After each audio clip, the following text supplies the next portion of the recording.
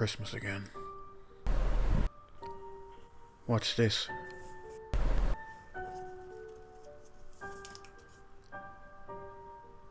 Dear Ben, Merry Christmas. I decided to leave you a very special gift this year. It's a present I'm sure you'll love. However, it may also reveal some things about yourself that you are not yet ready to learn. Regardless, I hope you have a wonderful Christmas and all the best for 2022. Love, Santa. Oh, what's this? P.S. I really think you should release that woman and let her see her family. Okay, we don't need to read any more of that. I'm just going to unwrap this and see what it is. Oh, cool, a cardboard box. Wait, unless... Oh, a new laptop. Well, that's kind of cool too, I guess. Okay guys, so here's the thing. I know I said I'd be reviewing Dollhouse at the end of my previous video, but unfortunately the game turned out to be fucking shit. Like, way more shit than I had originally thought possible. The game is just a clusterfuck of unfair game mechanics, shitty level design, and terrible writing. The game is basically a roguelite, where at the beginning of each new run, you kit your player character out with perks that will aid you in your current playthrough. The problem, however, is that most of these initial skills are completely worthless, but if you want access to the skills that might actually be useful, you'll need to grind for quite a significant amount of time. The game itself basically sees you navigate a maze, looking for keys that will allow you to escape from the area. However, while you are looking for said keys, these mannequin fucks will be silently pursuing you. It was actually quite scary the first time I turned around and saw one of these things behind me. Unfortunately, these mannequins go from scary to annoying very, very quickly. They can only move when you aren't looking at them, which is kinda similar to how the Slenderman games worked actually. If a mannequin is pursuing you, you can use the flash from your camera to dispose of them. These flashes are limited however, so it's important to scour the environment to find more. But here's the best part. Dollhouse is a very dark game, so you'll constantly need to rely on your flashlight to navigate the mazes. But at any time if you get attacked by these mannequins, you'll lose the ability to use your flashlight, which means you'll basically be wandering around in pitch darkness with no idea where you are going. Even worse, however, is that you'll lose the ability to use your camera to kill your pursuers, which basically means you're fucked. You can't pick up items, you can't use items, you can do jack shit. All you can do is run around in the pitch darkness and hope that your wounds heal before one of the mannequins delivers the final killing blow. This game is complete dog shit, and I refuse to spend another second talking about it. Yeah, great, whatever. Why didn't I just do that in the first place? Well, better late than never. What I really want to talk about today is a little known game called Doki Doki Literature Club. That was actually a joke, because Doki Doki Literature Club is actually a really well known game. You like that? You wanna maybe subscribe now? Doki Doki Literature Club is a visual novel poetry writing simulator that was initially released in 2017 for PC. Despite looking like a typical Japanese visual novel, the game was actually developed in America by game studio Team Salvato. Even though most people probably think that this game must have been developed by a team of massive anime fans, the reality is that team lead Dan Salvato actually had mixed feelings towards anime and wanted to do something a little different with the genre, which eventually led him to creating Doki Doki Literature Club. The game was first released on PC for free, which led to millions of people downloading the game. Within the first few months of release, DDLC had amassed a massive cult following. The game's mature and disturbing content caught most players off guard, since many of them thought they were just going to be playing a cute and innocent anime visual novel. An unfortunate side effect of everyone now knowing about Doki Doki's disturbing content is that if you play the game today, it is very unlikely to shock or surprise you. I need to quickly point out that for this review, I will not be playing the free version of the game. I will instead be looking at Doki Doki Literature Club Plus, which was released for the Nintendo Switch, PlayStation 4 and 5, and all those Xbox consoles in 2021. This version of the game has some short side stories that weren't in the original and unfortunately cost money. If your kids ask you for Doki Doki this Christmas, they are more than likely talking about this product here. And they are almost definitely not talking about this product. You'd be surprised how many parents end up making that mistake though. God, don't you just hate it when you accidentally order the wrong thing online?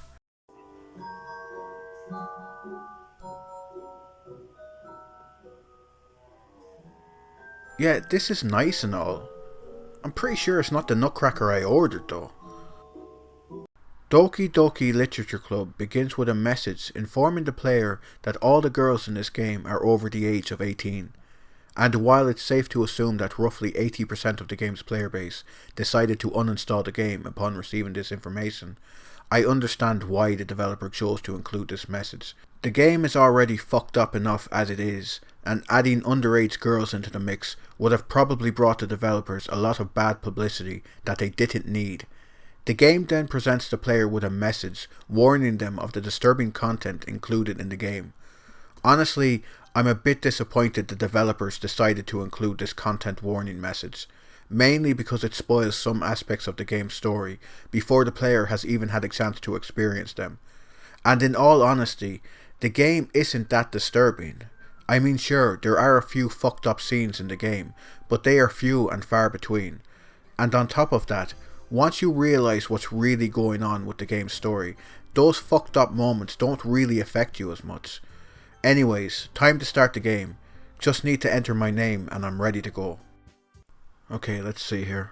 What? Doki Doki Goth Club? The fuck is this? What?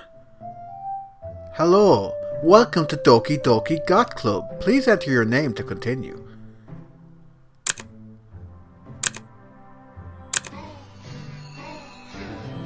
Okay Ben, let's get to know each other. Why exactly do you want to join Doki Doki Goth Club? Well I don't really. You people kind of fucking terrify me if I'm being honest. That's not exactly true though, is it Ben? I think you secretly long to be part of our club. You feel lost and you no longer have a sense of purpose. If you say so. Okay, well if you aren't going to join our group, I guess I'm just going to have to do this over and over until you agree. Tell me, do you know what a time loop is? Yeah, it's that thing from Groundhog Day, right? Yeah, it's that thing from Groundhog Day, right? Right? Right?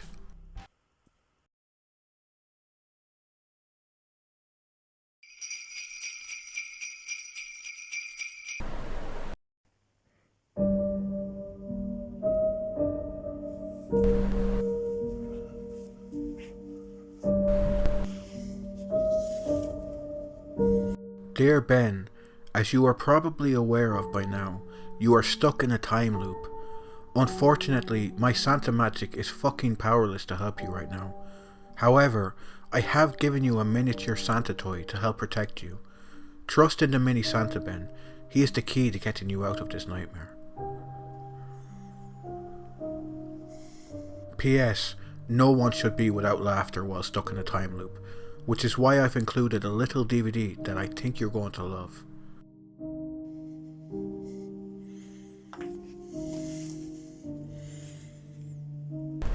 Holy Jesus. What is that? What the fuck is that? Doki Doki Literature Club begins innocently enough. I bump into my friend Sayori on the way to school. She gives me shit for not waiting up for her. However, she eventually forgives me and we decide to walk to school together. On the way to school, Sayori asks me if I have decided to join any clubs this year. I tell her I haven't.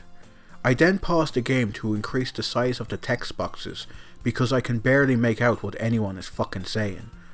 Honestly, this first conversation between Sayori and the player is quite charming. Doki Doki is surprisingly well written for a free-to-play game, and it doesn't take long for the player to form a connection with many of the characters they'll meet throughout the story. For instance, Sayori comes across as a little intense and annoying at first, but you soon realise that's only because she genuinely cares about you and wants the best for you. In all honesty, I began to like her very quickly. To put her mind at ease, I promise her that I'll look for a club to join when I have time. After school, I decide to start looking for a club to join.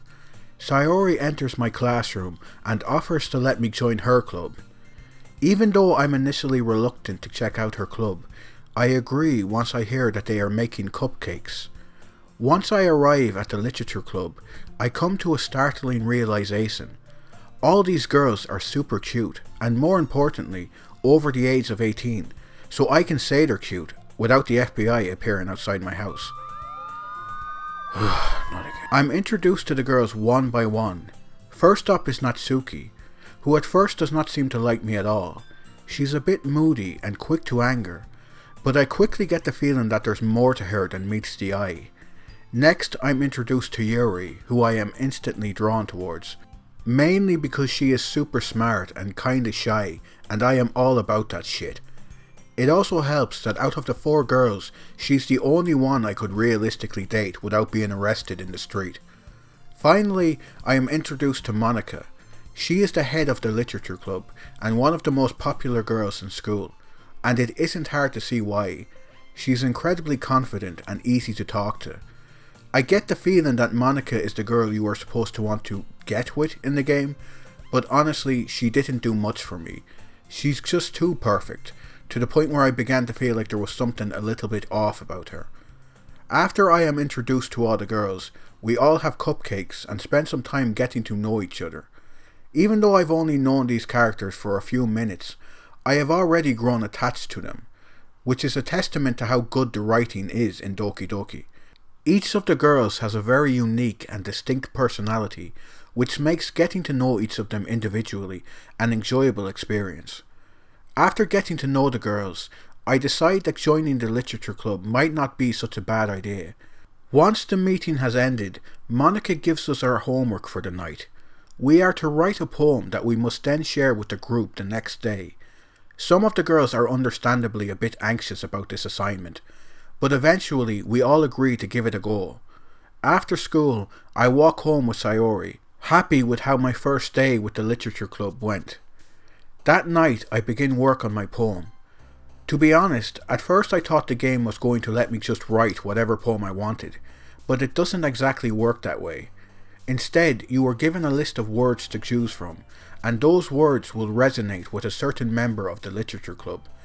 For example, choosing descriptive or complicated words will appeal to Yuri, since she is super intelligent and has a very large vocabulary, while choosing cute or funny words will appeal more to Natsuki, since she has a very childlike personality.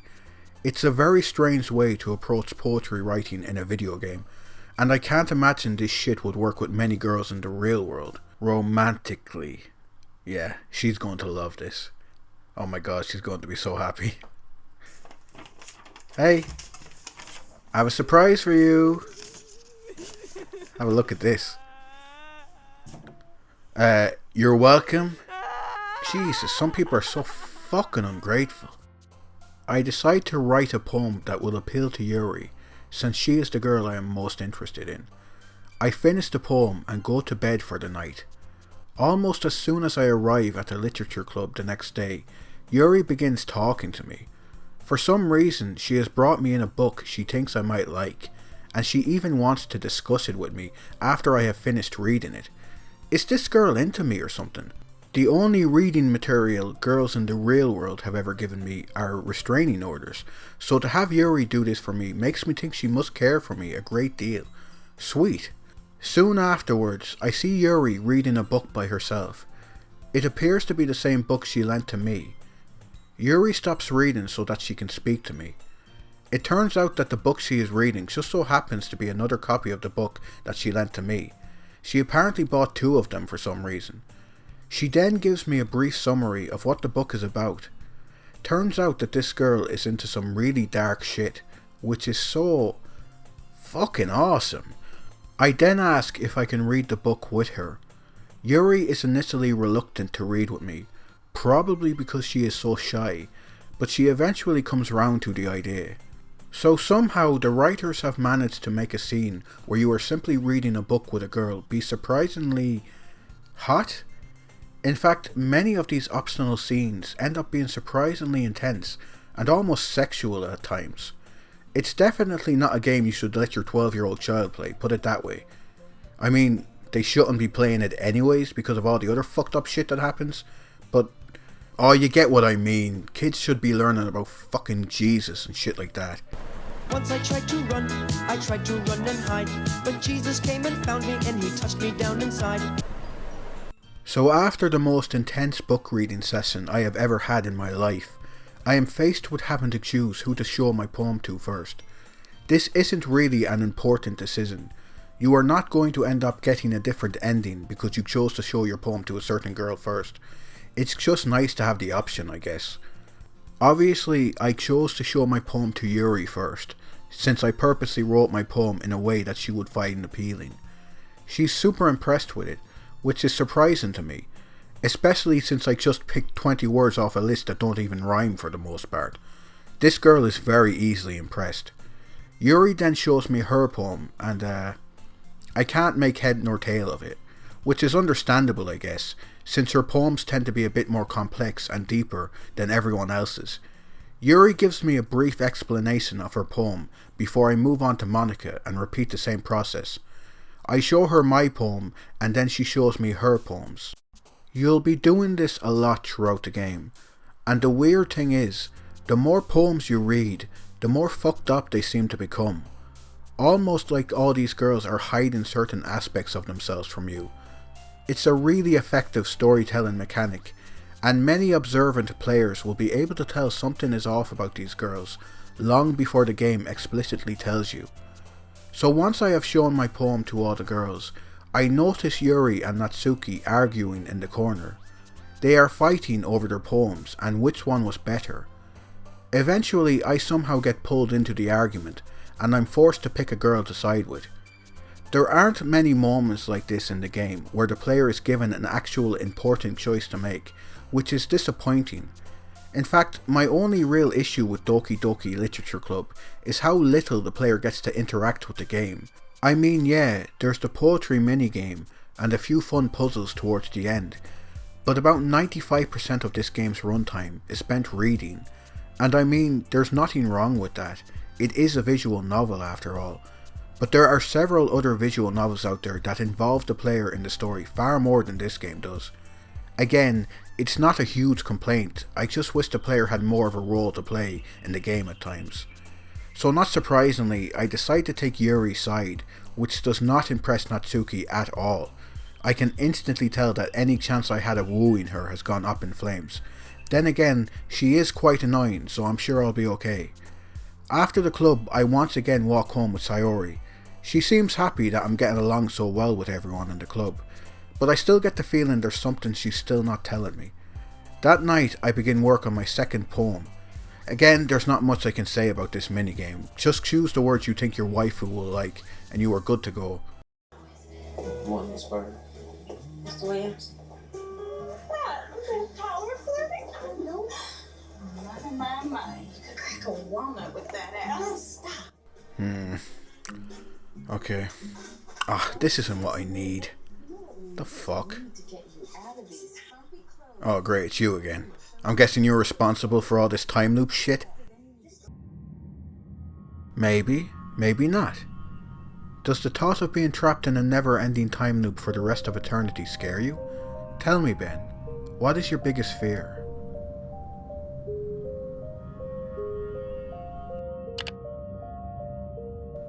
Losing control of yourself? Oh, you mean like this?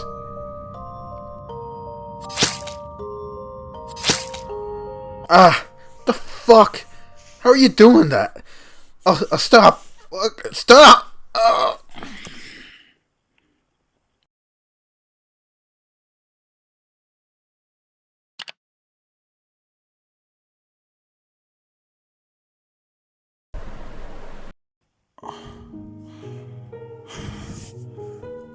What the fuck?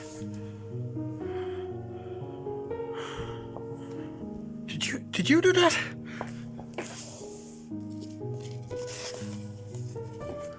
Did I do good?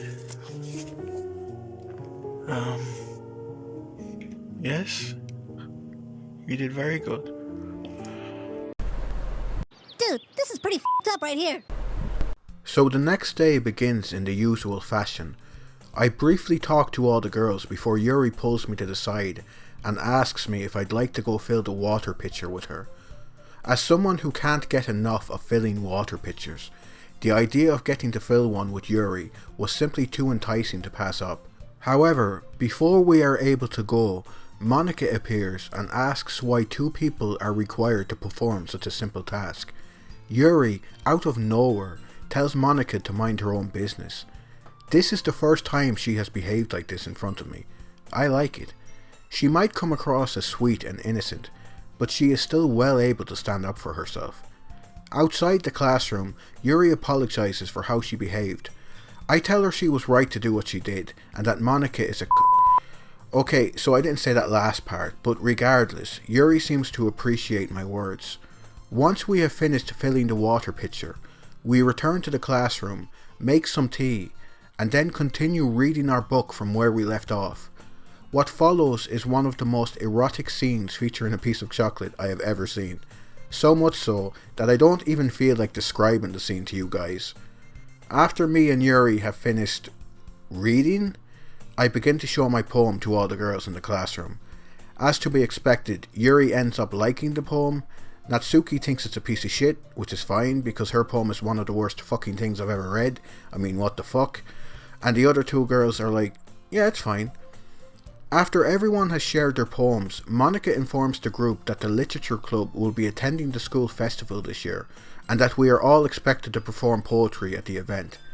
Despite everyone initially being completely against the idea, Monica is a great class leader, and she eventually manages to convince us all to do it. After all, if we are able to share our poetry with each other, then sharing it with the entire school can't be that much worse, right? After school, I once again decide to walk home with Sayori, but this time something feels a bit different. She is not her usual upbeat self. I ask Sayori if anything is bothering her. As it turns out, she is worried that one day I might choose to walk home with Yuri instead of her.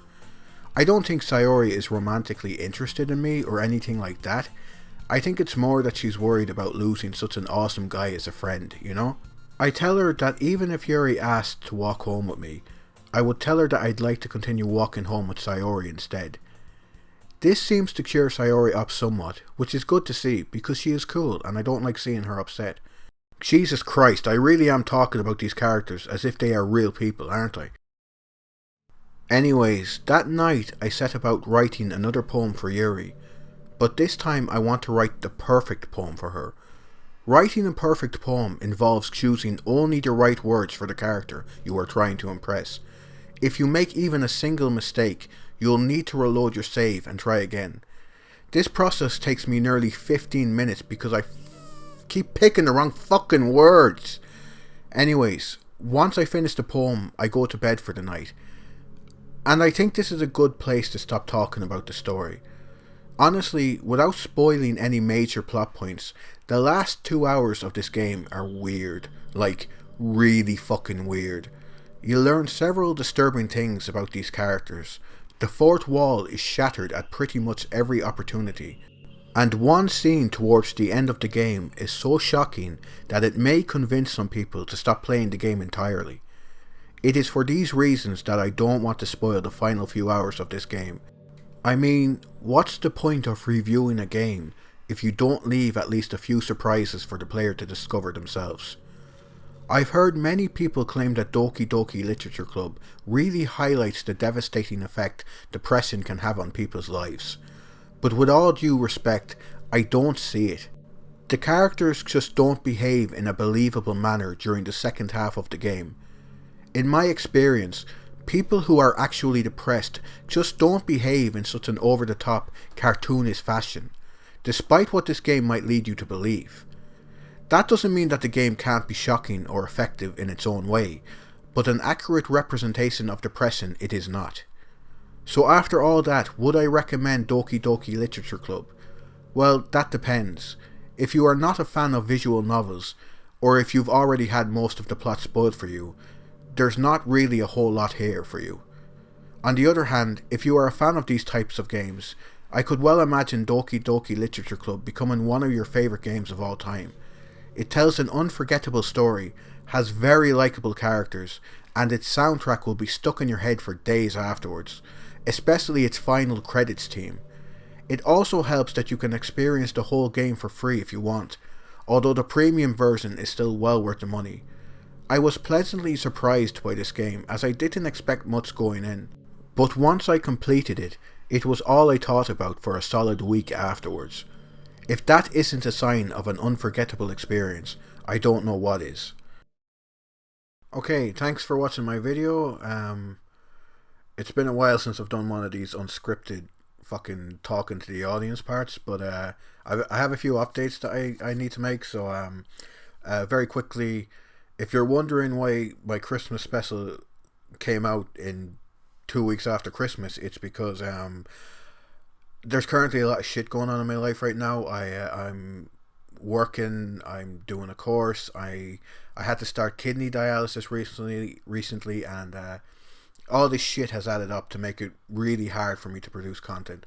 But I hope you liked the video, because it's honestly probably the best thing I've ever made. That's not a high bar, but yeah, I'm very proud of this video. But yeah, so if you could remember to like and subscribe if you enjoyed the video, I'd really appreciate it. Also, I want to give a quick shout out to some of the guys who put their music in the video. Their names should be coming up right now. Check out their channels, because their stuff is very good. And yeah, so content might be a bit slow coming out from now on, but I still want to make content. So FYI, the content has not stopped. If I haven't uploaded for 4 months, I'm not dead. Well, hopefully I'm not dead. I just haven't had the time to make content. But I still have some cool ideas for videos I'd like to make this year. So please don't unsubscribe from the channel just yet. So yeah, thank you, and thanks for watching, and I'll see you again soon. Thanks.